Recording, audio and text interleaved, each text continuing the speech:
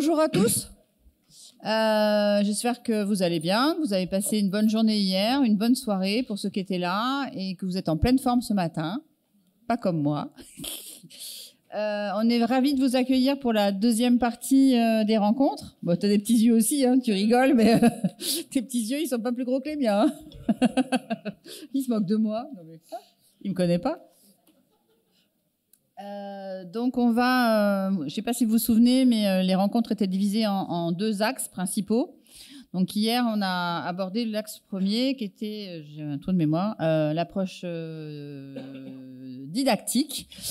Et aujourd'hui, on va passer à l'approche prospective, donc de la biosphère et de l'anthroposphère. Si les titres sont nuls, c'est normal, c'est moi qui les ai faits. Et on va commencer par la thématique 1, qui est l'intégration du vivant à l'échelle urbaine.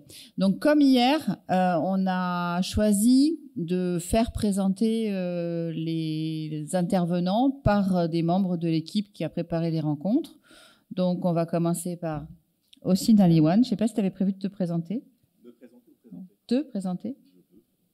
Mais voilà, il se présentera bien mieux que je pourrais le faire, surtout que j'ai pas de notes.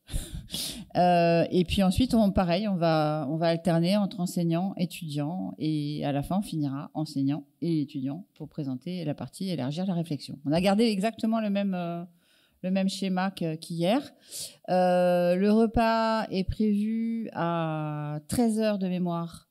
En pyramide, comme d'habitude. Avant, on a une pause café en milieu de matinée, mais je me souviens plus à quelle heure. Ça doit être 10h30. Mais vous inquiétez pas, je vais faire le timer, donc je saurai vous dire, on va boire un café. Et pour cet après-midi, il y a des ateliers encore. C'est pas forcément. Il y en a un commun par rapport à hier, et puis il y a des nouveaux. Voilà. Donc, globalement, vous êtes inscrits. Et puis, on finira la journée par un quoi, Régis ? On finira la journée par quoi ? Un apéro.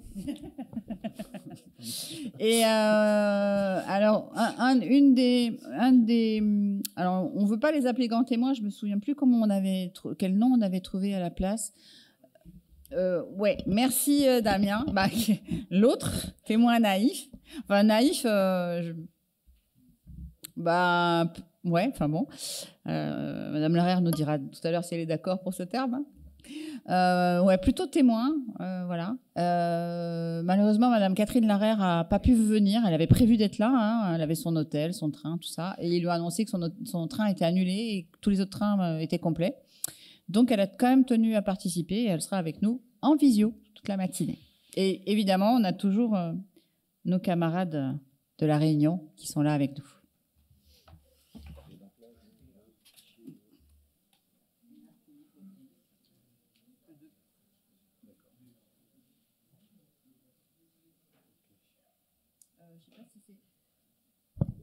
Sébastien, c'est partagé ou pas?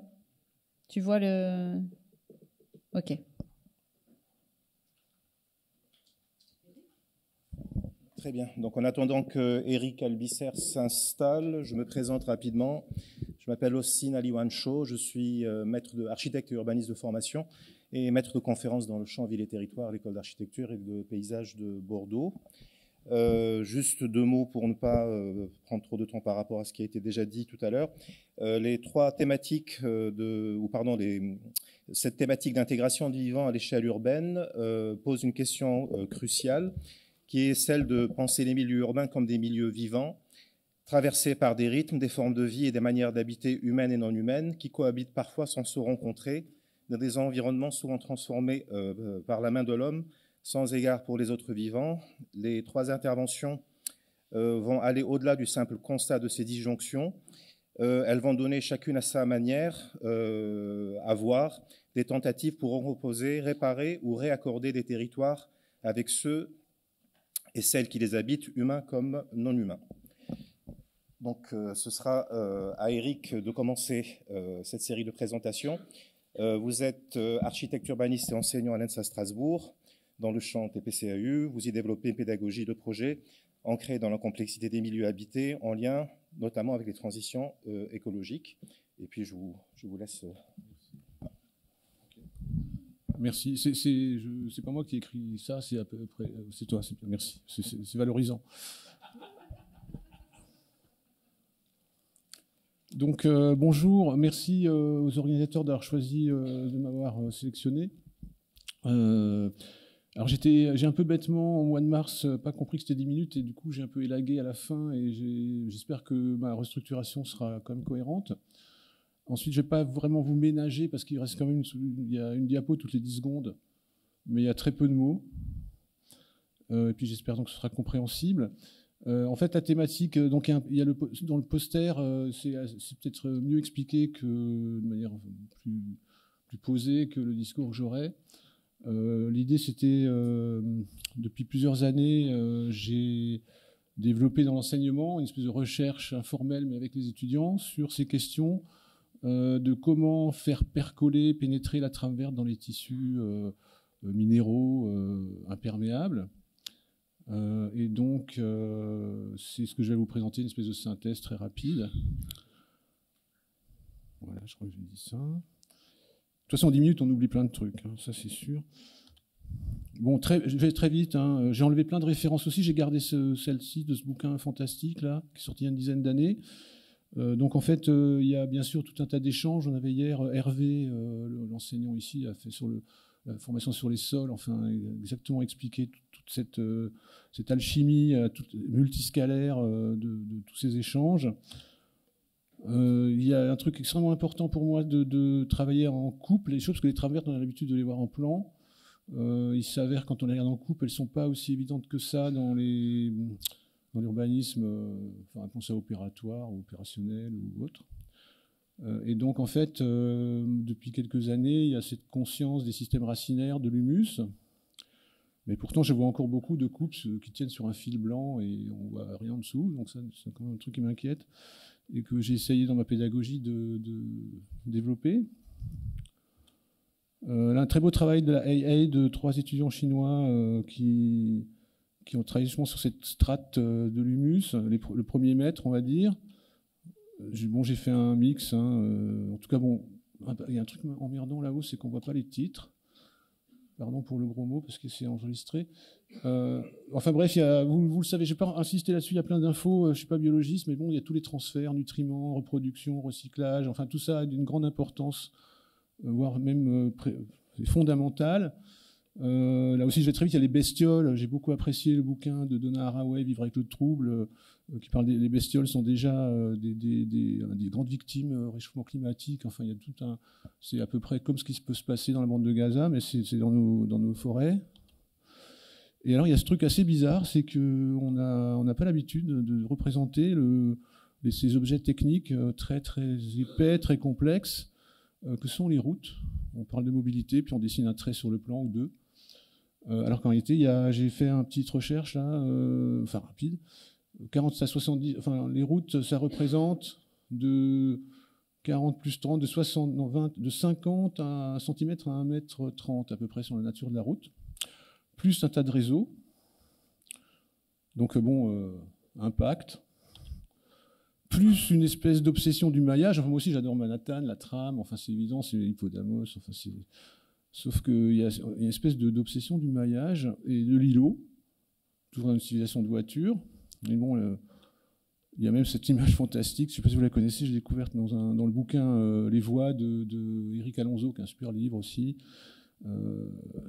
Et donc là, on a carrément des bâtiments avec là, un peu comme le projet Alger de Corbusier, où les routes sont dessus, et donc on a une sectorisation de la nature qui devient, on peut imaginer que la biodiversité là-dedans est relativement faible, puisque d'après les écologues et les botanistes, on sait qu'il y a la richesse de la biodiversité est à peu près très reliée à la taille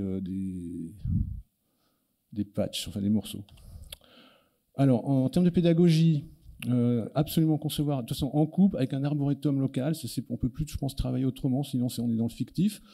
Voici un beau travail auquel a participé Théo, qui est ici, mais ce travail a fait par... Enfin bon, là, j'ai pas le temps de dire que les auteurs sont dessus. Un étudiant a pris ça en charge, alors les racines, combien ça pompe de flotte, est-ce qu'il y a des fruits, et surtout, ça permet d'avoir les vraies tailles des arbres, et puis après de jouer dans les coupes en faisant des copier-coller. On a des choses très... Voici une coupe de Théo, très belle coupe qui nous a fait il y a 5-6 ans, là, je sais pas quand c'était, en 2021.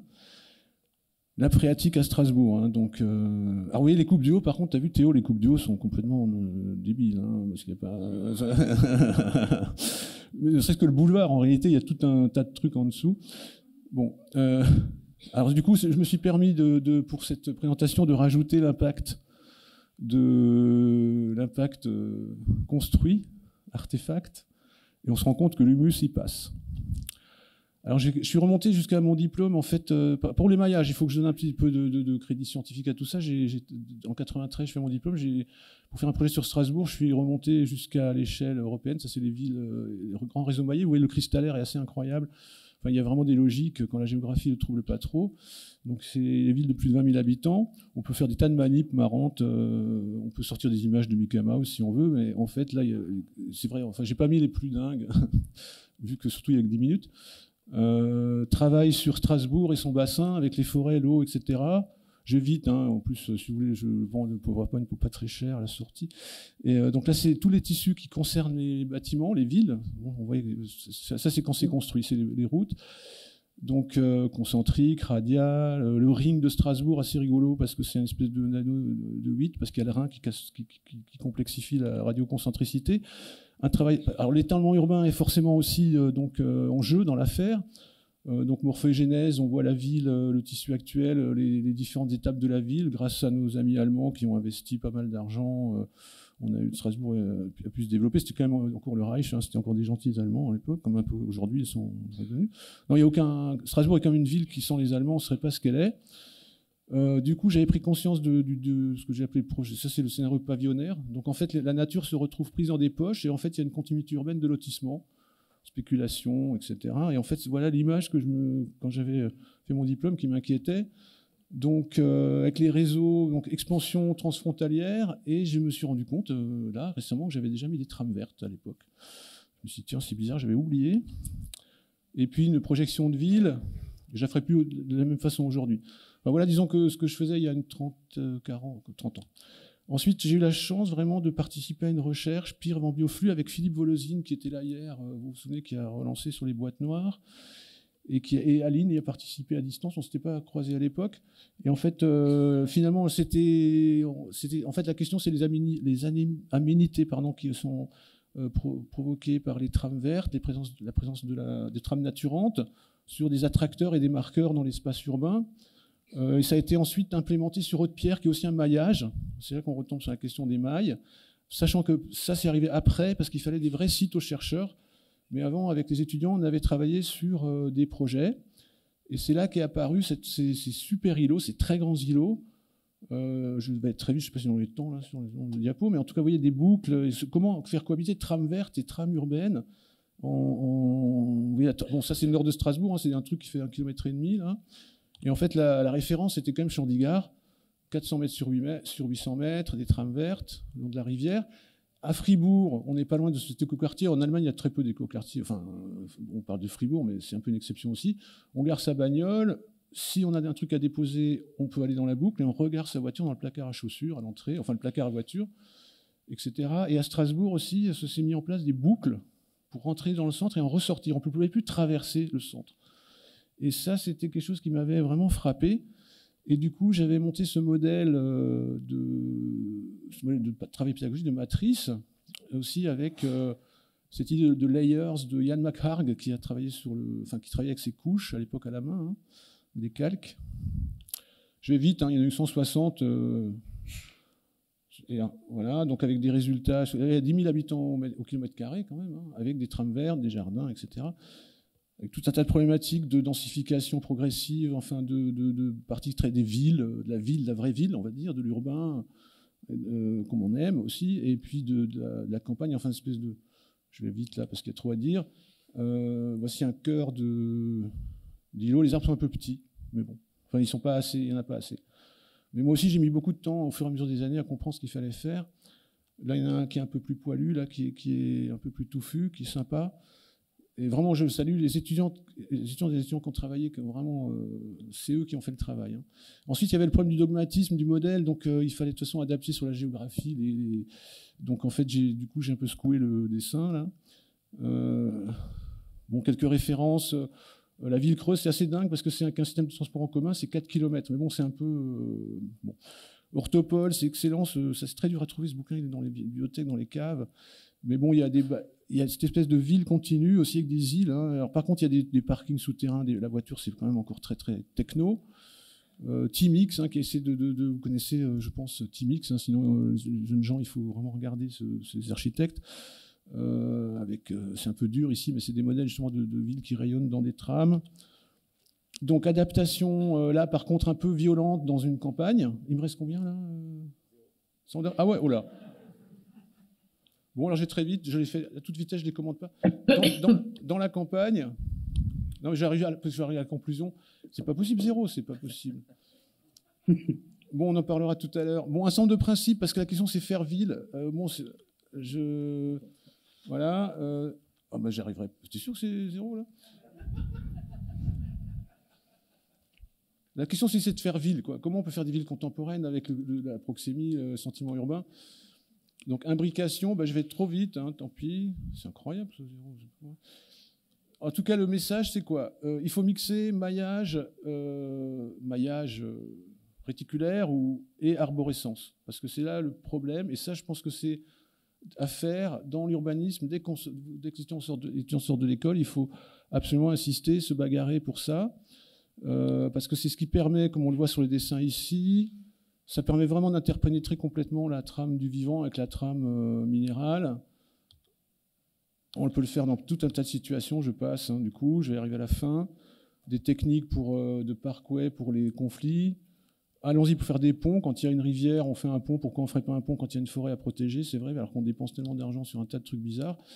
Voilà, donc des projets de franchissement. Un projet sur lequel a travaillé Théo également. Voilà une image du travail de Théo Baranov avec ses amis. Donc j'arrive à la fin. C'est dommage hein, que vous ne puissiez pas regarder ces images. Alors celui-là est très bien parce qu'on voit aussi... Non mais on voit l'interprétation des jardins, du maraîchage, on a passé la ville horticole aussi quelque part, avec un système de mobilité qui vraiment permet de lâcher les gosses sur la porte derrière et ils ne croisent pas de bagnole.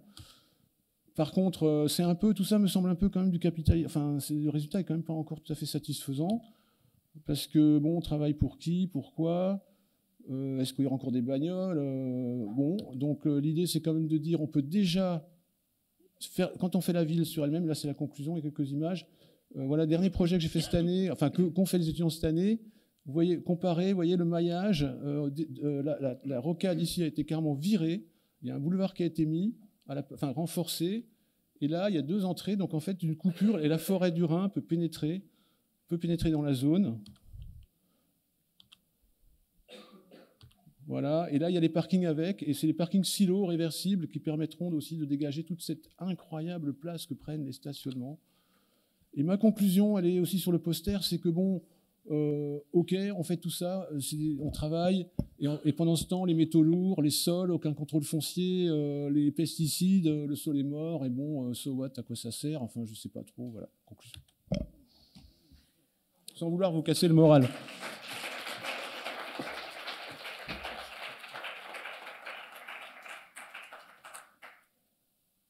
Merci beaucoup. Je pense qu'il y aura pas mal de choses que vous pourrez aborder à travers des questions et réponses. On est clair qu'il y a 10 minutes de questions, 5 minutes de questions. Donc si quelqu'un veut poser une question avant que ça passe à zéro. Hein? Oui, ça vous va? Ok, tout à la fin, sauf David Lucot qui doit venir maintenant.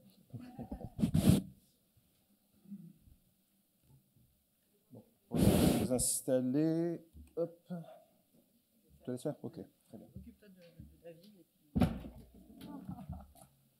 Alors, donc juste pendant que vous installez, je vais vous présenter très rapidement. David est architecte, doctorant et chef de projet dans l'agence de programmation urbaine, etc. C'est bien ça? Votre thèse menée au laboratoire de recherche architecturale à Toulouse, le LRA, et au laboratoire ESE Agro-Paris-Tech porte sur l'intégration des rythmes du vivant dans les pratiques d'aménagement. Vous y développez une approche sensible et écologique de la fabrique urbaine pour mieux cohabiter avec les vivants humains et non humains et ménager des milieux plus adaptables. C'est bon? Ok.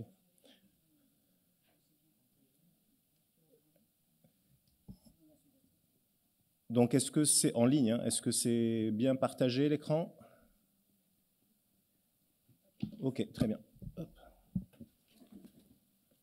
Bonjour, merci beaucoup pour cette présentation et pour me donner l'opportunité de présenter mon travail ici.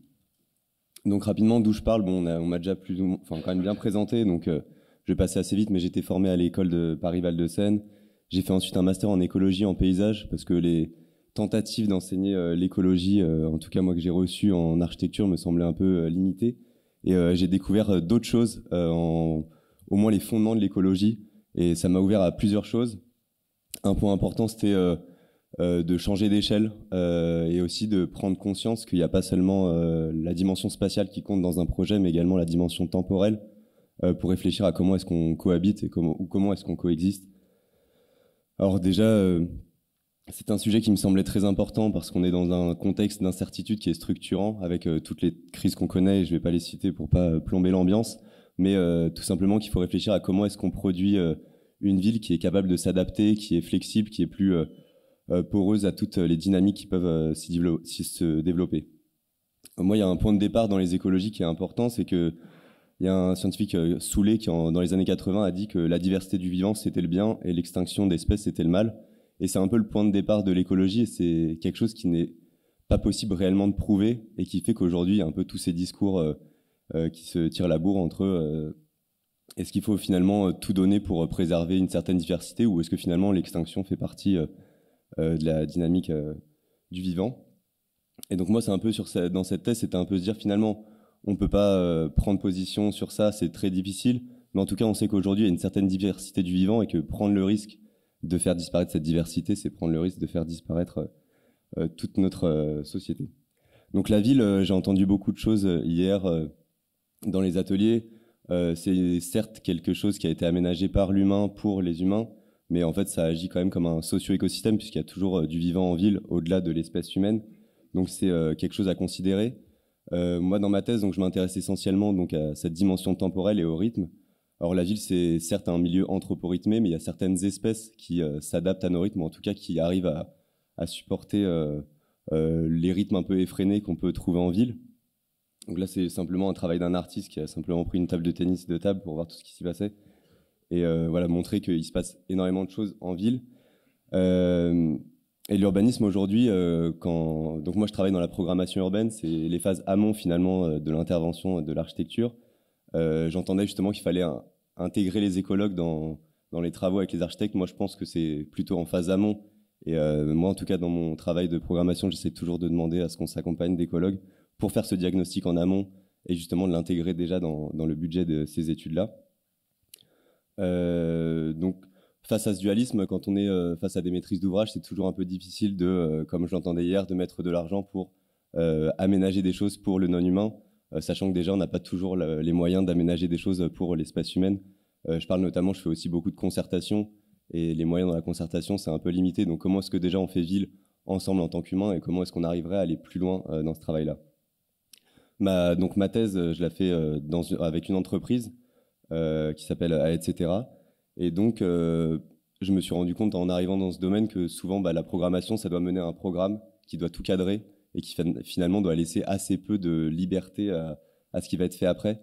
Donc, moi, j'ai mené une réflexion sur comment réussir à arriver au bout d'un programme qui laisse toujours une marge de manœuvre aux maîtrises d'œuvre, et notamment parce que nous, quand on fait un diagnostic, on a souvent des études qui durent entre 6 mois et 1 an. C'est des diagnostics qui sont souvent liés à un instant T. On n'a pas forcément toutes les données, et il y a des choses qui vont évoluer. Donc c'est de se dire que finalement, le diagnostic et toutes ces études, c'est quelque chose qui doit filer tout au long d'un projet. Pour quelle raison? C'est parce que dans cette cohabitation, dans cette coexistence entre humains et non-humains, il y a des temporalités qui se confrontent. Alors là, c'est tout petit, sur le poster, ça apparaît pas non plus en plus grand, mais c'est de dire il y a les mandats du maire qui nous contraignent énormément dans nos études, qui est de 6 ans. Un projet urbain, c'est en moyenne 10 ans. Et pourtant, une vie humaine, c'est 80 ans. On passe 7 ans en tant que locataire dans un lieu, 13 ans en tant que propriétaire. Donc, il y a plein d'échelles qui se croisent. Et finalement, comment est-ce qu'on fait continuité dans tout ce projet, sachant que les arbres en ville, c'est 80 ans également. Et en milieu naturel, ça peut être beaucoup, beaucoup plus. Donc moi, j'ai essayé d'aborder la programmation à travers les rythmes en réfléchissant simplement à qu'est-ce qui se produit sur un site, en pensant l'espace-temps. Donc l'idée, c'était de se dire qu'est-ce qu'on connaît déjà en tant que rythme. On connaît les rythmes nictéméraux, donc c'est l'alternance jour-nuit. Après, il y a tout ce qui est climatique, les températures, également toutes les variations du végétal. On sait aussi pas mal de choses sur certaines espèces, même si ça reste assez limité, mais on parlait notamment de migration d'oiseaux, la nidification, toutes ces choses-là, on est assez conscient. Mais comment l'intégrer dans des projets? Moi, sur ce travail-là qu'on voit à l'écran, c'était un travail un peu particulier. C'est la première fois que j'avais travaillé sur cette dimension rythmique. Alors, c'est un projet en Arabie Saoudite, à Aloula, pour faire un master plan pour accueillir le tourisme sur un ancien site nabatéen.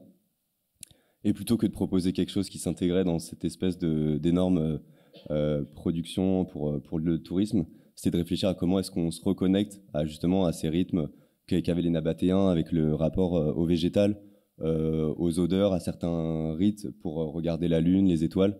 Et donc j'avais fait tout ce travail un peu pour orienter plutôt vers un tourisme qui alterne en fonction des saisons et qui propose d'autres choses. Et les limites dans cette démarche de travailler avec le vivant, c'est que c'est quelque chose d'assez imprévisible et qu'on n'a pas forcément énormément de données dessus, et que les récolter, c'est d'autant plus compliqué que moi, ce que je me suis confronté quand j'ai commencé ma thèse, c'est que j'ai imaginé pouvoir représenter tout un tas de rythmes, les rentrer dans un logiciel et de se dire c'est bon, on a tout, et comment est-ce que on voit où il y a conflit et où est-ce qu'il y a possibilité de se synchroniser. Et en fait, il y a très peu de données. Alors évidemment, il y a des données très nombreuses sur nous, nos rythmes en tant qu'humains, humaines, sur nos fréquentations de certains lieux. Mais ça permet quand même déjà de réfléchir à quelles sont, nous, les dynamiques sur les sites et de voir comment est-ce qu'on peut les aménager pour laisser de la place à d'autres espèces. Dans la programmation, finalement, ce que je disais au départ, laisser une marge de manœuvre, c'est laisser un peu de rien. On parle beaucoup de vide en architecture. Je pense que quand on intègre le temps, c'est de se dire que rien, en fait, c'est un peu c'est ce qu'on dit en écologie aussi, c'est que c'est la force qui rénove le monde. Donc laisser toujours une part d'espace qui n'est pas programmé, qui n'est pas défini pour un usage. Et je pense que le temps est vite passé, mais je vais parler d'un projet rapidement d'assistance à maîtrise d'usage qu'on a mené sur des EHPAD, et où c'était très intéressant de voir, de questionner les personnes qui habitent, puisqu'il y a différentes typologies. Il y a les personnes qui y résident, les personnes qui travaillent, les personnes qui viennent rendre visite.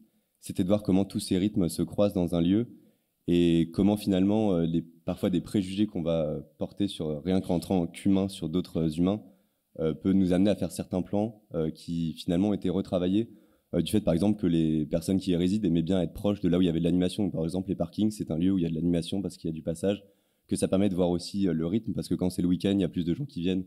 Donc ça permet de garder une certaine continuité et garder le rythme, finalement, c'est être en vie, finalement, c'est être en rythme. Et tout ça aussi pour dire que dans ces EHPAD, on s'était rendu compte que la saisonnalité était difficile à appréhender étant donné le faible rapport à l'extérieur. Donc c'était de réfléchir à comment le rythme végétal pouvait donner, par exemple, quand le mimosa fleurit, on sait qu'on est en hiver, quand les cerisiers sont en fleurs, on sait qu'on arrive au printemps. Et donc ça, c'était ce même travail que j'avais mené sur l'arboretum de Versailles-Chèvreloup, où j'ai l'impression que la vidéo marche pas, ah si, mais que du coup, il y avait différentes choses qui pouvaient se passer dans le végétal, et il y avait des endroits où c'était les cerisiers, et ils voulaient une stratégie de parcours dans l'arboretum. La proposition, ça a été de dire, il n'y a pas un seul parcours, mais en fait, on va alterner les parcours en fonction de ce qui est le plus intéressant à voir dans certaines saisons. Ça permet de varier et de changer les parcours quotidiens. Enfin, moi, dans cette difficulté de travailler avec le non-humain, c'était de se dire, on fait beaucoup de choses. Il y a un outil qu'on utilise qui est issu du design de service, ça s'appelle les personas. C'est de suivre un utilisateur ou une utilisatrice. Nous, on l'avait adapté en le faisant sous forme d'entretien semi-directif. Et c'était de se dire finalement comment est-ce que ce serait possible d'avoir carrément des personas non-humana où on pourrait se dire finalement la mésange, si on la questionnait sur en aménageant cette EHPAD, qu'est-ce qu'elle souhaiterait trouver? Est-ce que finalement juste lui laisser la liberté de le faire en laissant des espaces qu'on n'aménage pas, c'est peut-être déjà un premier pas. Voilà, je vous remercie pour votre écoute.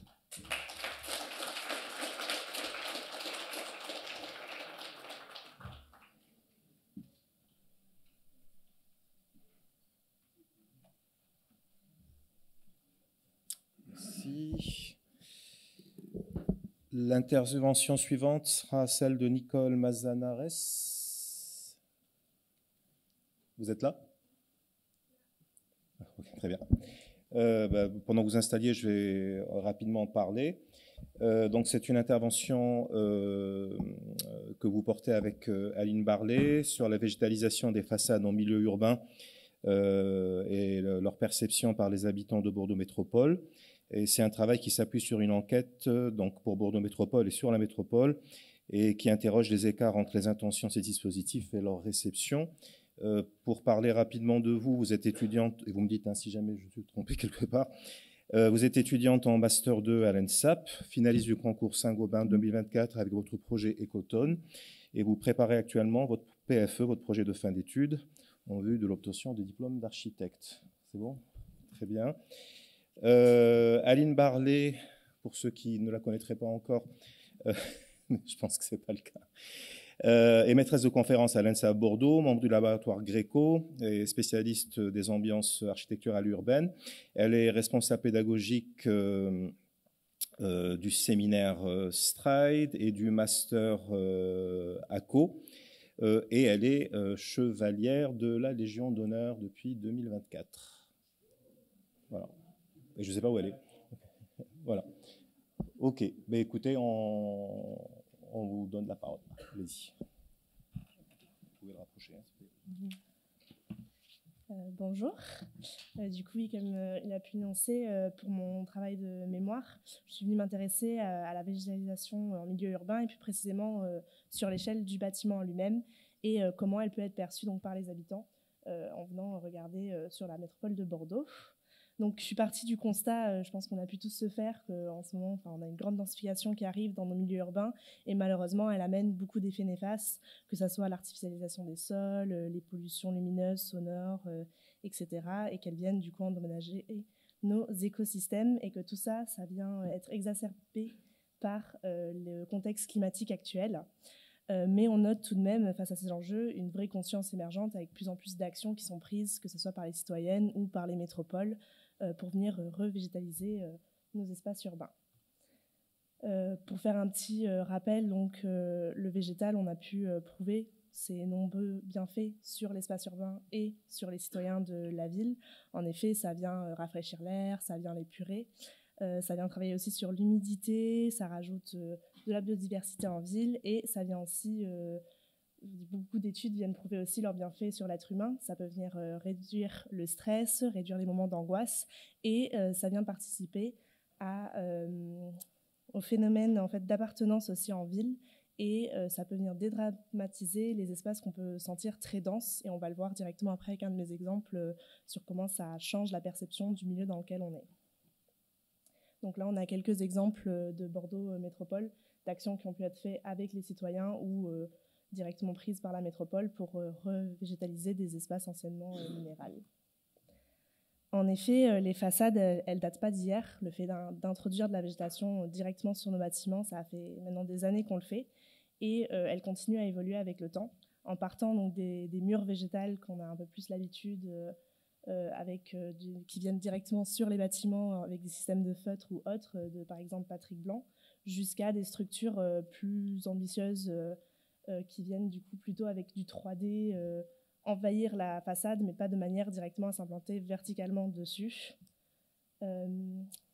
jusqu'à des expériences plus poussées où on a encore des tests d'agriculture sur nos bâtiments ou l'intégration de végétal directement dans les matériaux comme le béton de mousse de Respire par exemple. Mais ça reste des interventions techniques qui ne sont pas dépourvues d'échecs, qui sont souvent très marquants et en fait finalement c'est ce qu'on se rappelle le plus dans ces façades, c'est celles qu'on a vues qui étaient mortes sur un mur et du coup maintenant on est en mode pas trop envie d'en remettre et souvent c'est des manques d'entretien parce qu'elles peuvent pas quand elles sont entièrement installées verticalement, une irrigation naturelle n'est souvent pas suffisante, il faut rajouter un entretien en plus et donc ce sont ces interventions-là qui viennent suite à des manques d'entretien devenir des façades finalement toutes marron qui sont pas très attrayantes et qui donnent pas envie. Finalement, je me suis aussi rendu compte lors de mes études qu'il n'y a pas vraiment de définition de qu'est-ce que c'est une façade végétalisée. Enfin, il n'y a pas de mode d'emploi, de comment on peut en installer une, si ce n'est deux caractères où on vient de les décrire. Donc, il y a les façades dites passives et actives. Les façades passives, c'est le principe de venir accrocher de la végétation à une structure et que les plantes soient directement dans un substrat naturel, que ça soit à même le sol ou installé dans les garde-corps, par exemple, du bâtiment. Et les façades actives, c'est là où on a des systèmes techniques spécifiques qui sont souvent, du coup, eux, accompagnés d'une irrigation non naturelle, artificielle, pardon, installés dans le bâtiment et qui là viennent utilisés par des gabions, des feutres, des systèmes vraiment qu'on a pu étudier et mettre en place. Et du coup, après avoir vu donc, tous les bienfaits que peut avoir la végétation, je me suis questionnée donc, si ça avait du sens de venir les installer sur les bâtiments directement à cette échelle, et donc quel était l'avis des gens qui passent, est-ce que ça a un effet sur eux, est-ce qu'ils s'en fichent complètement. Donc j'ai fait 2 enquêtes, une première en ligne pour recenser à une plus grande population leur relation avec le végétal en ville et ce qu'ils pensent et ce qu'ils savent des façades, et une deuxième en venant directement sur 3 sites dans Bordeaux, à différentes méthodes de végétalisation pour voir comment les passants ils interagissent avec et s'ils les remarquent, ce qu'ils en pensent.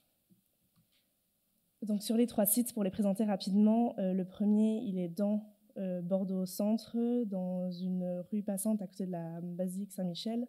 On a donc des échoppes de 1 à 3 étages avec des plantes grimpantes qui viennent s'y développer. Le deuxième il est plutôt dans le centre de Talence, donc là on est vraiment sur un maillage urbain plus espacés, avec des bâtiments plus hauts qui montent jusqu'au 9e étage, avec des espaces verts au sol qui sont présents. Et le dernier, il est encore une fois dans le centre de Bordeaux. Là, on est encore sur une place, donc c'est un phénomène un peu différent. Mais encore une fois, on se retrouve avec les échoppes en arrière. Et du coup, de toutes ces enquêtes que j'ai pu mener, j'ai réussi à sortir quelques observations. Tout d'abord, le public est favorable à l'installation des parents. On note d'ailleurs que 97% des personnes interrogées préfèrent un bâtiment où on voit de la verdure à un bâtiment où on n'en voit pas. On utilise surtout le côté esthétique qui en ressort, c'est plutôt le côté fonctionnel. On a vraiment cet achat, oui, ça rend joli, ça ajoute un truc, c'est plus agréable. On note quand même qu'ils préfèrent les façades, ça rend les espaces urbains plus attrayants pour eux et ça peut venir une solution quand on n'a pas de place au sol pour venir ajouter du végétal, pourquoi pas sur les bâtiments. Une petite notion qui est intéressante, c'est qu'entre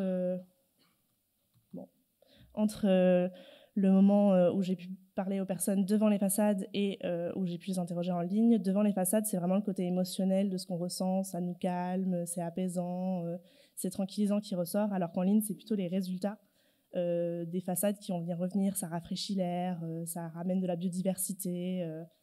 On note quand même que tous les effets sont plutôt perçus de manière positive de la façade, même si on a des inquiétudes sur tous les coûts qui sont ressortis en premier, et en deuxième temps, l'entretien qui peut être pesant, long à faire, ou on n'a pas envie d'aller débroussailler tous les matins devant chez soi. Une autre question que j'ai pu poser, que j'ai trouvée particulièrement intéressante, c'est comment quelle façade est-ce qu'on considère de paroi végétale? Comme j'ai dit, c'est vrai que la définition, elle peut être très vaste. Et on note que pour les Bordelais, du coup, il y a 2 grands critères qui sont observables. Le premier, c'est en fait la capacité à couvrir la façade. Si elle est couverte à 30%, 70%, c'est vraiment plus il y a de la végétation, plus on va la considérer comme telle. Et le deuxième, c'est l'intégration directe au geste architectural. On voit bien que quand ça a été pensé avec le bâtiment, on considère plus ça comme une paroi végétale que quand on vient l'implanter devant. Pourtant, les deux peuvent se valoir. Et c'est un choix aussi, des fois, de venir installer directement au pied de bâtiment sur son bâtiment avec des systèmes de cordes qui peuvent venir se développer. Pour continuer donc, entre les différentes façades que j'ai pu développer, on voit aussi des grandes différences, notamment entre celles qui sont dans le centre de Bordeaux et celles de Talence. On est dans un tissu urbain plus dense.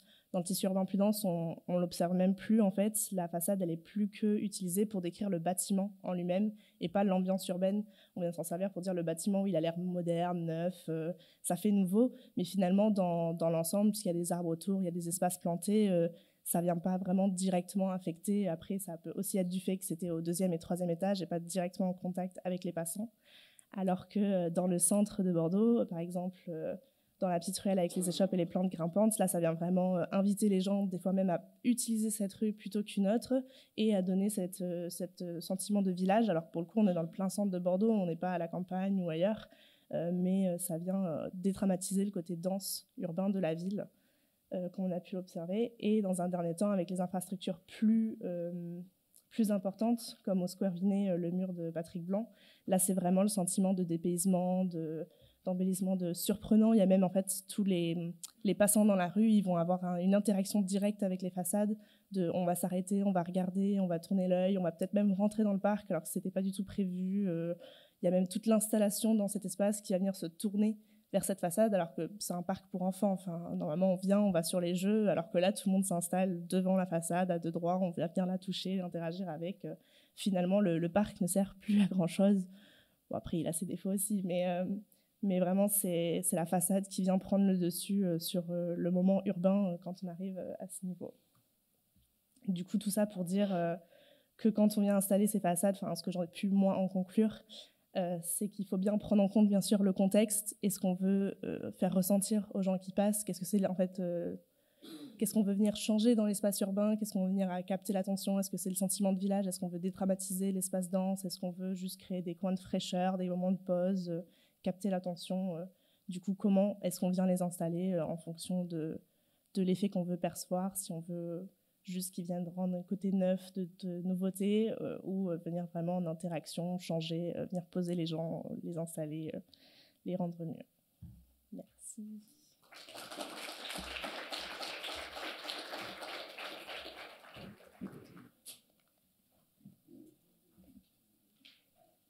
Timide. On va donc passer aux questions de la salle. Bonjour, moi c'est Alissa en L3 de l'ENSA Strasbourg. Vous me connaissez d'hier normalement si vous étiez là. J'avais une question pour Eric Albisser sur les continuités racinaires et du humus sous les routes. Déjà, quelle importance ça peut avoir sur les arbres en ville? Je sais qu'en forêt, c'est hyper important pour que les arbres puissent communiquer entre eux et pour la santé générale des espaces verts. Mais à quel point est-ce qu'avoir des continuités du système racinaire et du humus en ville, ça peut avoir des effets bénéfiques? Est-ce que à terme, on pourrait avoir des villes qui fonctionneraient presque comme des forêts dans les connexions racinaires? Enfin, voilà. Alors bon, justement, dans la conclusion du poster, je propose de faire vérifier ça. Bon, après, il y a un bon sens logique qui fait que de toute façon, quand on regarde en coupe justement les différentes strates, il y a les houppiers qui se touchent. Alors ça permet aux oiseaux, aux insectes, aux écureuils, voire aux êtres humains, de franchir une voirie importante. Parce que le problème est surtout en conflit avec les voies importantes et les corridors importants. Donc en fait, il faut ces conflits-là sont impossibles à éviter. D'où le fait d'écarter les voies, etc., qui permet de planter davantage d'arbres. Il y aura des feuilles et bois à ramasser, mais bon, ça crée des emplois aussi. Faut pas non plus. Non, mais il y a un coût. On produit énormément. On est dans une société où on travaille tout le temps, on produit de la richesse. Après, c'est une question de répartition des richesses. Moi, je m'en fous. Enfin, c'est pas à moi de décider de faire des économies. Hein. Quand il y a un truc qui est nécessaire, on le fait. Donc, en fait, pour les houppiers, il y a des solutions. Après, la question de l'humus, c'est évident que quand on coupe le système racinaire, on sectorise. Et donc, on va réduire la biodiversité. Après, le quantifier, c'est le travail des écologues et des scientifiques. Mais justement, les stratégies d'imbrication, en créant si chaque bâtiment a une porte qui donne vers le réseau global minéral qui permet de circuler, une autre porte qui donne vers le réseau végétal avec les mobilités douces, le maraîchage, ça, c'est possible si on coupe au moins un côté de la maille. Alors, si la maille fait 4 côtés, il faut au moins qu'il y ait un côté ouvert où il n'y a pas de voiture, il n'y a pas de voirie lourde. Et à ce moment-là, on peut fabriquer des percolations. Enfin, c'est ce qu'a prouvé le travail des étudiants. Hein. Il y a des dizaines de projets qui le montrent en termes de figures. Donc, en fait, après... Est-ce qu'effectivement la société d'aujourd'hui, enfin le système techno-industriel est prêt à payer un viaduc pour franchir une forêt? Bon, enfin là c'est des questions économiques. Enfin ça dépasse la question. Mais moi je suis pas qualifié pour quantifier exactement. Ce qui est sûr, c'est que l'humus. Hier, Hervé, dont j'ai oublié le nom de famille, mais qui est un formidable enseignant ici, hein, je voudrais bien l'embarquer à Strasbourg, sur les sols, disait, et je ne savais pas que c'était aussi long, c'est 1 cm par siècle, l'humus. C'est délirant, quoi. Donc en fait, l'humus, il fait entre 10 et 60 cm en moyenne. Hein. Ça dépend de l'aération. Bon, il y a énormément de paramètres. Mais ce qui est certain, c'est que si on balance un objet technique aussi épais qu'une route, qu'une voirie, une voie, surtout quand elle est urbaine et qu'il y a encore des réseaux de ceci, de cela, on casse la moitié des contacts, quoi. Voilà. Donc du coup, à partir de là, moi, généraliste, je fonce, quoi. Mais après, j'ai aucune preuve que peut-être les arbres s'en foutent, hein. Bon, je sais pas. J'arrive.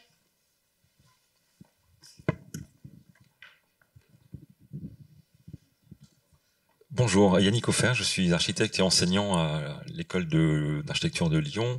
J'avais une question sur la deuxième intervention. Oui, c'était plutôt revenir sur ce qui nous concerne pas mal quand on est en école d'architecture et en architecture, en urbanisme, la question du projet, comment on se projette et comment quelque part on planifie, même si ce terme de planification n'est plus du tout plus vraiment à la mode, mais c'est le paradoxe un petit peu de dire comment est-ce qu'on est à la fois dans une forme de projection, de planification, et en même temps on ménage là-dedans de l'indéfini, de l'ouvert, de l'indéterminé, de l'incertitude. Et moi, ce qui m'a étonné dans votre présentation aussi, c'est finalement on est dans une sursaturation de données, et en même temps vous étiez en pénurie de données sur certains éléments. Donc c'était un peu savoir comment on fait projet, c'est-à-dire comment on décide à un moment donné de pas faire, comment on décide de laisser ouvert, alors qu'en fait on est plutôt aussi toujours une tendance à surdéterminer les choses, à les surqualifier et à avoir une solution une réponse technique pour chaque chose. Et il me semble que une des pistes c'est de laisser ouvert, mais comment laisser ouvert? Super, ça tombe bien, je voulais parler de ça justement parce que j'avais déjà évoqué ce sujet, c'est que dans tous les métiers qu'on a, maîtrise d'œuvre, maîtrise d'ouvrage, assistance à maîtrise d'ouvrage, c'est toujours cette idée de maîtrise et de contrôle des choses. Là où moi, quand j'ai reçu mon enseignement d'architecture, on m'a beaucoup parlé des affordances, qui est le concept de simplement avoir un dispositif et qu'on laisse finalement l'humain ou les non-humains finalement donner l'usage de ce dispositif. Et dans la programmation, c'est ça, c'est comment, pour laisser ouvert, il y a une sorte de négociation qui se fait aussi dans le phasage des projets, où on parlait notamment hier sur comment on gère le chantier pour quand il y a des espèces qui nichent sur site. Et là, c'est souvent dans la programmation de laisser des espaces.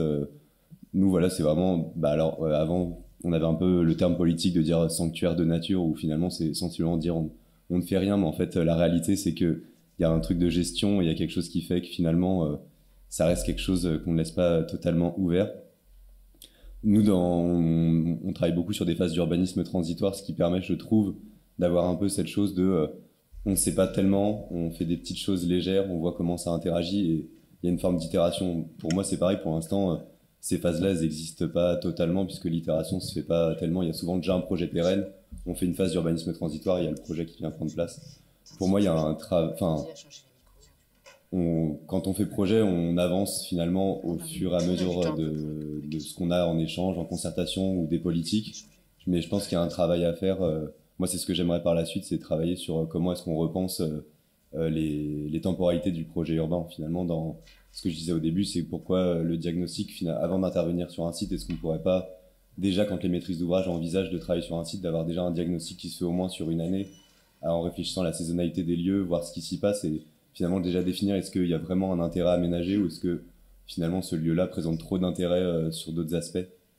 Donc pour moi c'est un peu repenser et plus avoir une intrication des différents finalement entre l'assistance à maîtrise d'ouvrage, la maîtrise d'œuvre, d'avoir quelque chose où ça se croise parce que moi j'ai toujours l'impression quand on fait le programme de donner le relais à l'architecte ou le paysagiste et que finalement il y a quelque chose qui se perd parfois, où le programme vient faire quelque chose de souvent très figé, que finalement la maîtrise d'œuvre vient essayer de remettre une forme de flexibilité, mais que finalement c'est pas forcément ce qui est souhaité par la maîtrise d'ouvrage, puisque sinon il n'y aurait pas un programme.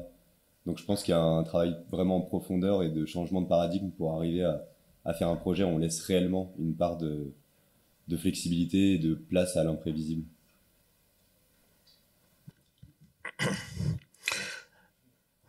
Philippe Villien, paysagiste. Je me placerai dans une. Moi, j'aime beaucoup cette trilogie de la maille, le data en amont des choses, des projets, puis cette question de nature culture, usage en ville. Et donc, moi, je me placerais dans une perspective de dédensification de la ville, de retour à une ruralité massive. Dans cet univers, dans ce futur-là, la question que je me pose, un peu, que j'aimerais avoir des indications, des directions, des visions sur la question du nourricier. Parce que face aux crises à venir, tout ça, vous avez beaucoup abordé la question de sorte de...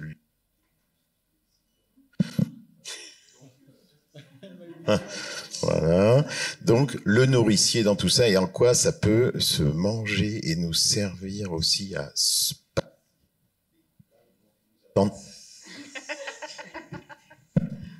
Tu es maudit.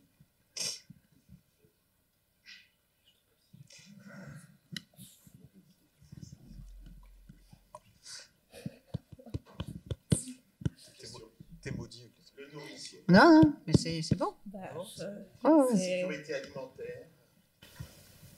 C'est vrai que c'est une question, je pense, qui est très intéressante. Après, moi, du coup, j'ai pu regarder un peu quand même des projets. On vient intégrer comment est-ce qu'on va cultiver sur les façades ou autres. Alors en façade, j'avoue que je trouve ça assez intelligent parce que souvent le problème des bâtiments qu'on va venir dire de viticole qu'on pourrait installer dans les environnements urbains, le problème de mettre des étages et de venir mettre les plantes en intérieur, ça marche pas parce que forcément, sans soleil, ça pousse pas très bien. Donc c'est souvent très compliqué. Ou alors il faut des systèmes hors terre pour le poids et autres. Après, venir intégrer directement, là, je pense vraiment à un changement de société aussi. Enfin, faut qu'on apprenne à cultiver nous-mêmes, à avoir ça autour de nous, à pas venir Si on a aussi ce qu'on mange à côté de nous, on peut pas passer en voiture à côté. S'il y a encore des voitures, on peut pas jeter notre poubelle dedans. C'est un énorme changement de société qu'il faudrait aussi apporter, je pense, qui serait compliqué à envisager. Ouais, si je peux apporter un petit complément de réponse, Philippe, je pense qu'il y a un problème aussi de gestion. C'est-à-dire, on se rend bien compte, ça existe des potagers ouverts en ville, mais la gestion est compliquée. C'est-à-dire que souvent, c'est des potagers qui finissent par mourir au sens premier du terme. C'est pas entretenu.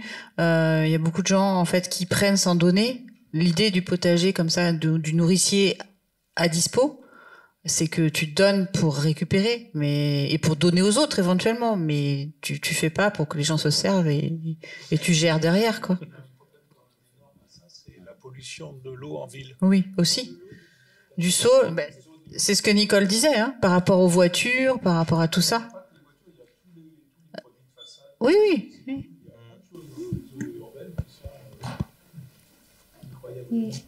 Oui, c'était revenu sur les façades aussi, comment le matériau lui-même du bâtiment, en fonction de ce qu'on met, ça va venir avec la pluie se déverser, finir dans les sols, et ça vient directement polluer l'environnement proche direct du bâtiment finalement. En fait.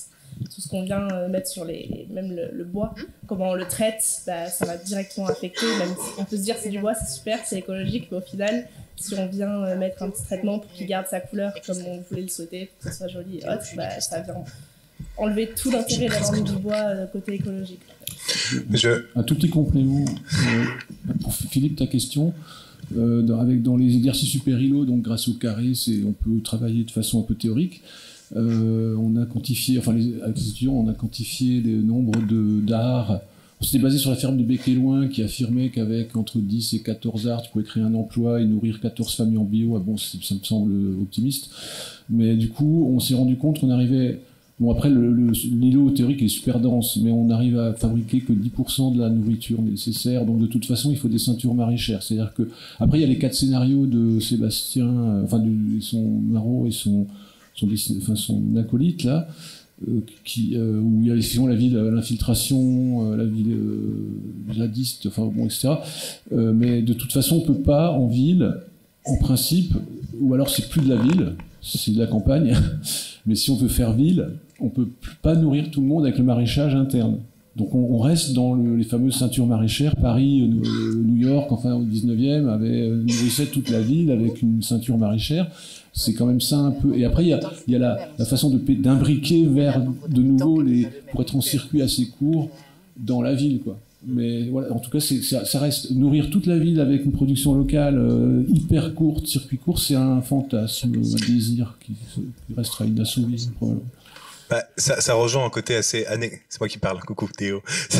Ça rejoint un côté assez anecdotique de se dire qu'avec les façades, on peut faire du complément dans l'alimentation en ville, mais je rejoins le côté où c'est aussi extrêmement social. Parce qu'on pense aux façades, on pense à des arbres fruitiers, on pense à des espèces courantes qui vont nous donner du raisin ou des choses comme ça. Il y a d'autres choix qui peuvent être faits derrière, d'utiliser ta cave pour faire pousser des champignons, de nourrir des insectes, ou même le côté très social justement des fruits pas très beaux, des légumes pas très beaux, qui sont aujourd'hui majoritairement dans des bennes. Il y a des trucs à faire avec derrière. Donc ça, c'est de la ressource à prendre. Et je profite d'avoir la parole pour rebondir sur deux petits trucs, parce que j'ai beaucoup aimé vos présentations. La première, cette question du rythme dans la gestion de l'espace et pas qu'urbain, je la trouve super intéressante. Ça m'a rappelé la grande expérience mondiale qu'on a tous vécue, qui s'appelait le Covid il y a quelques temps, où on s'est rendu compte que des parcs naturels qui arrêtaient d'être surfréquentés, quand il leur reste un petit espace de résilience où ils peuvent se remettre, il y a des choses super qui se repassent. Moi, à Strasbourg, j'avais les ragondins qui venaient devant ma porte, c'était une première. Donc peut-être que le rythme du rien peut être intégré lui aussi et ça peut donner des choses super. Et sur la question des façades végétalisées, outre le bien-être que ça peut apporter, sur la question de l'intégration du vivant dans les façades, il y a tout le groupe des insectes et des oiseaux qui est super important parce que ce sont les taxons qui aujourd'hui prennent le plus, qui sont le plus dans la mouise, pour le dire concrètement. Rappelez-vous, c'est quand la dernière fois que vous êtes arrêté pour nettoyer vos voitures à cause des insectes? Je pense que ça remonte à quelques dizaines d'années maintenant. Ouais, voilà. Donc c'est très bien pour ça, quoi. Non mais pardon. Tu veux répondre, Nicole? Non, vas-y. Non, vas-y. C'est ton travail. Moi, je vais que encadrer. Allez, à toi. Non, c'est vraiment cette idée-là aussi de revenir dans les espaces, refaire des points pour que justement la végétation puisse passer d'un côté à l'autre. C'est l'idée aussi de corridor, comme on a pu parler, mais à plus petite échelle. Toute cette biodiversité qui peut bien se créer, cette micro-biodiversité finalement. Après, sur le côté social, il y a aussi ce côté-là que j'avais un peu questionné, parce qu'il y a beaucoup de nouveaux bâtiments. Maintenant, on se dit, c'est super, au lieu de faire des garde-corps, on va venir mettre des grands bacs végétales et chacun va pouvoir pousser, avoir son arbre sur son étage, sur son balcon. Et finalement, souvent, ça finit juste avec un grand garde-corps en béton qu'on voit pas le verre au-dessus. Il y a aussi ce côté sociétal. On n'entretient pas nos façades. Quand on habite dans un immeuble, souvent c'est en location, on est là pour quelques mois. Ce qui se passe sur ma terrasse, j'y mets mon vélo, ma plante, ce que j'ai pas la place pour dans mon petit appartement. Et c'est vrai qu'il y a aussi ce côté-là. Finalement, même si on a envie, même si par exemple l'architecte a ce geste de dire ça va être trop cool, en plus au lieu d'avoir tes plantes dans tes pots chez toi, tu vas avoir un super faux jardin sur ton balcon, mais finalement sociétalement ça marche pas toujours. Alors, je m'excuse, mais je voudrais rebondir et faire le lien entre ton propos et celui de Nicole. Je me permets un peu aujourd'hui, parce que voilà, je fais partie normalement des orateurs. Oui, c'est pas parce que on a cette volonté. Je suis complètement d'accord. Moi, c'est ce que j'enseigne au quotidien. C'est pas parce que que le concepteur veut que l'humain ou le vivant veut. Et ça, c'est ce que j'essaie d'expliquer mais on va faire de la mixité sociale, les gens vont se parler, ils vont être heureux et machin. Mais s'ils n'ont pas envie de se parler, ils ne parleront pas. On va pouvoir éventuellement offrir un espace qui le permet, mais on n'agira jamais sur l'usage, la pensée, la fonction, l'émotion que ça peut provoquer chez les usagers. Et pareil, que ça soit... Et quand je dis usager, c'est humain et non humain, peu importe quoi. Et donc je pense que faut arrêter de s'imaginer qu'on va faire de la continuité écologique juste en faisant des lignes. Alors il faut en faire aussi parce que c'est un début, des lignes vertes ou des lignes bleues, mais il faut que la continuité écologique, elle s'essaime. On n'est pas loin des abeilles. Elle s'essaime un peu partout de façon à ce que justement il puisse y avoir des passages et pas juste des corridors, quoi, pas juste des lignes. C'est pas comme les je sais plus comment ça s'appelle, les ponts là qui passent au-dessous de l'autoroute pour laisser passer. Voilà, pour laisser passer les sangliers ou les lièvres. Maintenant, on en fait même pour les chauves-souris. Alors moi, je trouve ça délirant parce que, vous avez comprendre, je pense que je suis passionnée de chauves-souris. On en parlera en plus un peu plus tard dans la matinée. Les chauves-souris, elles vont pas prendre un passage. Une chauve-souris, ça circule comme ça. On lui fait un pont. Bon, voilà. Donc il faut, je pense, penser à permettre à tous les types de mobilité, j'ai envie de dire, de tous les vivants. Et je pense que de mettre de la végétation qui est le support, ou d'autres outils. On voit par exemple avec l'atelier oiseaux aussi, dans l'architecture qui permettent justement de faire ce passage. C'est ça qui est important. C'est pas de leur dresser, c'est pas une carte routière, quoi. Enfin, avec des panneaux. Allez, les abeilles c'est par là, les moustiques c'est par là, les mouches c'est dans l'autre sens, les papillons c'est à droite. Je pense que ça marchera pas, quoi. Je vais juste réagir parce que sur la partie nourricier, je pense que c'est quelque chose. Quand on travaille sur le rythme, on se dit déjà reconnecter avec une forme de saisonnalité, ça passe par l'alimentation. Et malheureusement, il y a toujours un souci de réglementation où les maîtrises d'ouvrage sont souvent assez frileuses à la disposition d'espèces nourricières comestibles. Et je parle pas que d'arbres fruitiers, je parle même de certaines d'ailleurs espèces qu'on considère exotiques envahissantes qui sont comestibles aussi, mais que finalement on n'utilise pas. Donc je pense qu'il y a aussi pareil un changement de paradigme à aborder à ce niveau-là pour repenser ça, et je pense que c'est lié aussi déjà en désimpérabilisant pour un peu plus réfléchir à faciliter la gestion d'avoir ce genre d'essence végétale en ville. Et sur la partie rythme et confinement, moi c'est parti pas mal de là, ma thèse a commencé pendant le confinement, et je pense on prend conscience je pense qu'on a pas mal pris conscience qu'on coexiste avec d'autres espèces en ville. Elles étaient déjà là, elles sont toujours là, simplement je pense que maintenant c'est aussi comment est-ce qu'on l'aborde, parce qu'aujourd'hui on parle beaucoup de nature en ville, mais il y a aussi la question de qu'est-ce qu'on met derrière ce terme, cette terminologie un peu galvaudée où le pigeon c'est la nature, mais je pense qu'on n'a pas le même rapport au pigeon que si on croise un renard en ville. Donc voilà, je pense qu'il y a aussi un travail à mener sur qu'est-ce qu'on place en tant que ville et comment nous en tant qu'humains on se réintègre dans cette idée de vivant. Stabilité en fait, quand on est complètement là-dedans. Le sol pollué, juste le quartier phare de Strasbourg, Danube, le sol est pollué, il est interdit de cultiver quoi que ce soit d'alimentaire. Et ça, c'est quand même aussi un paramètre très grave. Après, je vais encore dire un truc, parce qu'il faut absolument que les plantes soient dans le sol. Donc les façades grimpantes sont dans des bacs, tu as dit, effectivement, l'entretien, et en fait, on a besoin, il faut l'ancrer. Donc il faudrait que dans les PLU, il y ait obligation dans la partie neuve, mais c'est très bien fait dans les petits endroits à Bordeaux, qui est incroyable pour les chèvrefeuilles, d'avoir une bande de 60 cm avec un soubassement bien étanche, mais une bande obligatoire de 60 cm là où il n'y a pas de fenêtre, de porte ou de porte, quoi, ou d'accès, éventuellement de vitrine. Et avec une simple règle comme ça, on peut avoir l'ultime avatar de la trame verte le long des façades climatisées, etc. Bref, on s'arrête. J'y vais. Non, la question de l'acceptabilité, en fait, peut-être qu'on pourra y revenir avec Assaman, mais ça fait le lien direct avec ce qu'aborde Catherine Larère sur la question de l'affect. Voilà, et finalement, c'est toute la différence entre cohabiter et coexister.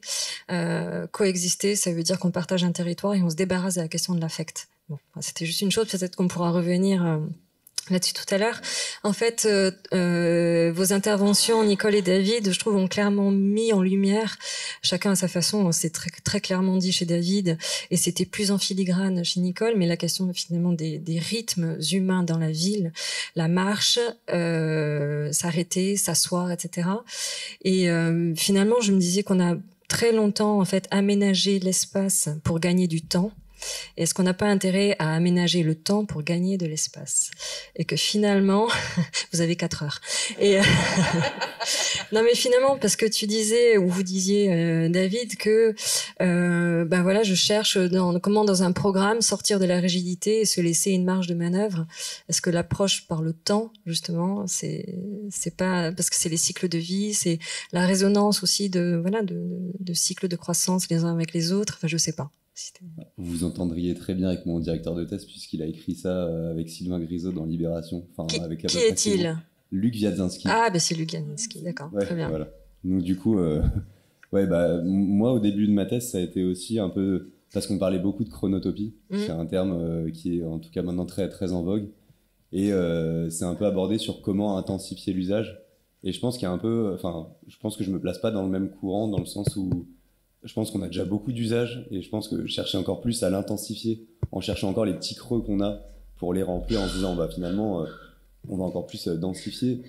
En fait pour moi on a déjà pas mal densifié l'espace. Il faut peut-être maintenant réfléchir aussi quand même à ce que le temps ne serve pas non plus que à encore plus faire rentrer des choses. Pour les bâtiments, je trouve ça très pertinent, effectivement, les écoles qui sont utilisées à 30% du temps. C'est intéressant de voir comment, si c'est pour construire un autre truc à côté, où on peut pratiquer du yoga et d'autres sports doux, je pense que sensiblement une école peut offrir les espaces suffisants pour pratiquer ce genre d'activité. Je pense juste que sur les espaces publics, faut avoir plutôt une dynamique inverse à comment est-ce qu'on a quelque chose plutôt qui s'apaise et où on a plutôt tendance à ralentir, ce qui n'est pas forcément la tendance. Mais on voit quand même l'émergence, ça pose la question de l'acceptabilité, mais avec la défense qui est censée être sans doute l'endroit où les rythmes sont les plus effrénés. Enfin, j'ai travaillé, j'ai fait des comptages jour et nuit là-bas. Enfin, c'est fou la rythmicité qu'on y trouve. Vous connaissez Jan Gehl, peut-être son travail? Oui, l'agence dans laquelle je suis se revendique de la philosophie de Jan Gehl. Et du coup, moi, justement, le travail que Jan Gehl a fait, il a créé une grille avec 12 critères pour évaluer la qualité d'un espace public. Pour moi, je ne vais pas critiquer Jan Gehl, mais simplement, je pense qu'il manque quelque chose où, au début, quand je suis arrivé dans l'entreprise, on aménageait les espaces verts aussi avec cette même grille. Sauf qu'en fait, un espace vert qu'on aménage pour humains et non humains, qui n'est pas forcément un espace public comme on l'entend. Du coup, on a retravaillé cette grille-là pour re-questionner qu'est-ce que c'est finalement un espace vert de qualité, qu'est-ce qu'on vient y chercher. Et là, encore une fois, il y a aussi une question de perception dans laquelle je trouve ça assez difficile, mais la participation citoyenne, c'est quelque chose vers laquelle il faut avancer dans le sens où aussi, comment est-ce qu'on arrive à intégrer la perception d'autres personnes. Ce que je veux dire, c'est que dans les EHPAD, on a fait tout un travail en allant interroger des gens, mais quand on mettait des gens autour de la table, chacun vient avec sa posture. Et quand on a fait ce travail après de mise en situation où on a mis des gens qui travaillent en fauteuil, en déambulateur, des gens qui visitent aussi dans ces mêmes positions.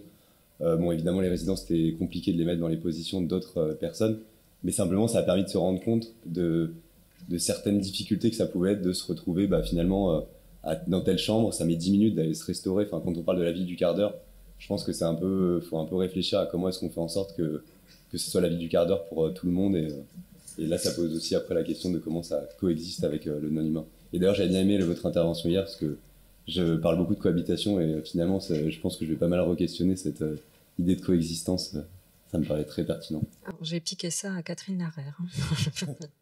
Merci. Oui, bonjour, Christelle Mazy, architecte et urbaniste et enseignante à la faculté d'architecture et d'urbanisme de l'université de Mons. Merci beaucoup pour vos présentations. J'avais une question en particulier pour David Lucot et qui rebondit justement sur la grille que vous mentionnez. Vous avez dit que vous avez indiqué que vous avez des difficultés à trouver des données, mais j'avais plutôt la question du choix des données. Donc, quand vous établissez la grille, sur quelle base vous choisissez de faire des choix de données? Et en regard de la compréhension des écosystèmes, j'imagine, mais alors sur quelle base? Parce qu'il y a une très très grande variété possible de données qu'on peut aller chercher. Et ma deuxième question en lien avec la première, c'est est-ce qu'il y a une différence entre la recherche de données que vous faites en amont, c'est-à-dire en amont de la programmation, et celle que vous iriez chercher pendant la phase itérative, c'est-à-dire celle de l'observation des usages? Est-ce que la grille évolue aussi une fois qu'on est dans cette phase? Donc oui, évidemment, ça évolue. Je pense que dans le choix des données, donc moi au début, je cherchais vraiment sur la base de données sur Internet et j'essayais de répertorier le maximum de choses que je pouvais trouver. Donc ça concernait, comme je disais, pas mal. Enfin, les paramètres climatiques sont très bien renseignés, les paramètres de flux, de fréquentation. Enfin, Google, à peu près, pas mal de lieux ont des données de fréquentation. On peut récupérer beaucoup de choses après sur certaines espèces. Malheureusement, nous, quand on travaille sur un diagnostic, c'est ce que je disais, c'est qu'en général, l'écologue n'est pas passé avant, donc on n'a pas forcément connaissance des espèces qui viennent sur site. Donc je pense que la sélection, elle se fait plus j'ai quelques sites où, pour avoir des connaissances sur le climat, sur tout ce que je peux savoir en termes de saisonnalité, sur les espèces, les essences végétales présentes, et après les documentations qu'on a de la maîtrise d'ouvrage. Et en général, voilà, ça part souvent juste de ça. Et sur site, moi, le début de ma thèse, c'était d'essayer comment est-ce qu'on récupère cette donnée sur le non-humain, sur ses rythmes de vie. Et j'avais passé donc sur le canal du Midi à Toulouse, sur 3 sites, j'avais passé 24 heures sur site, donc j'avais fait toute la partie diurne et après toute la partie nocturne. Et en fait, j'avais beau avoir des caméras thermiques, plein de choses, etc., des enregistreurs, des petites caméras qu'on utilise normalement pour la chasse, mais pour savoir qui capte dès qu'il y a un mouvement pour prendre une photo. Et en fait, malgré tout ce que j'avais, j'ai trouvé ça très impersonnel. Et en fait, ça donnait juste une idée de ce que ça pouvait être à ce moment-là, mais qu'en fait, je retombais dans une forme un peu d'anthropocentrisme à simplement me dire voilà ce que j'ai vu, ça fait fait. Et donc je suis un peu sorti de ça en me disant finalement il faudrait repenser déjà la manière qu'on a de récolter les données. Et ensuite, quand on vient, pour moi, étudier en termes de manière itérative ce qui se passe sur un dispositif, par exemple, qu'on a mis en œuvre dans l'espace public, là, je pense qu'il peut plus y avoir un dispositif où on filme, où on peut un peu regarder ce qui s'y passe. Mais encore une fois, je pense qu'il y a une grande part d'humilité à avoir quand on aménage, de savoir que finalement, même si on essaie d'être le plus respectueuse possible des individus, des espèces qui vont habiter ou animer ce lieu, il y a toujours des choses qui sont oubliées, donc c'est toujours un peu difficile de faire un choix dans les données, tant elles sont nombreuses sur certains paramètres, et en même temps, quand on sait le peu de données finalement qu'on peut avoir sur quelle espèce niche sur le site. Alors maintenant, heureusement, il y a des données qui sont participatives, qui permettent d'avoir un peu des retours et qui peuvent alimenter, mais je pense que là c'est pareil, il y a aussi un problème de temps pour les traiter. Quand on est comme je disais, sur des études qui durent de 6 mois à 1 an, et où moi en tant que chef de projet, j'ai plusieurs projets, donc c'est un peu difficile parfois d'avoir toute cette donnée, donc j'ai un peu une habitude en allant sur certains sites internet pour avoir toutes ces données climatiques, etc., de saisonnalité. Et après, quand il y a des documentations qu'on a ou des espèces dont on a conscience qu'elles sont sur site, on essaye de les intégrer, et notamment hier on parlait des chiroptères.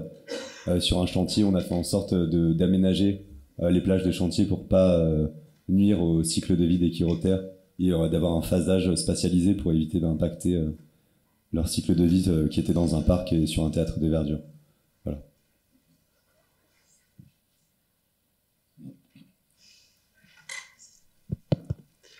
Oui. Tom Pagès, Master 2 à Marseille. Donc j'avais une question pour la dernière intervenante, c'était sur la saisonnalité pour les façades végétalisées. Il me semble qu'on n'en a pas trop parlé. Et voilà, je me demandais donc sur les différents sites que tu as traités, si tu avais eu des retours. Voilà, un spectateur, il va pas avoir le même ressenti sur une glycine que ce soit en été ou en hiver. Et voilà, je me demandais. Alors, du coup, malheureusement, durant le temps de mon travail, j'ai pas pu interroger les gens sur les 2 périodes. J'aurais bien souhaité. Après, j'ai pu m'y rendre moi-même, c'est vrai. Puis même en habitant à Bordeaux, c'est des choses, je pense, qu'on voit tout le temps, enfin l'été et l'hiver. Il y a une grande différence déjà sur, par exemple, la dernière façade, celle du Square Vinet, où là, il y a une irrigation en fait automatisée et du coup, la façade, elle reste telle quelle toute l'année. Donc là, c'est vraiment ce côté, elle est tout le temps verte, elle est tout le temps verdoyante. Quand on y va, le parc, il a toujours la même atmosphère, si ce n'est les arbres autour, en fait. Mais c'est vrai que oui, dans les rues ou entre les plantes grimpantes, en hiver, c'est vrai qu'elles sont plus trop là. On trouve quelques carcasses qui restent des branches et arbres. Ça fait plutôt, oui, là, il y a beaucoup de personnes qui ont aussi parlé d'encombrement dans l'espace public, de cet effet que quand ils passent dans ces espaces et qu'il y a ces plantes qui restent, c'est cet effet d'encombrement, de quelque chose un peu sur le côté qui vient en fait perturber l'œil, le regard. Mais j'ai pas eu le temps de les interroger aux 2 périodes, ce qui aurait été très pertinent et intéressant à pousser.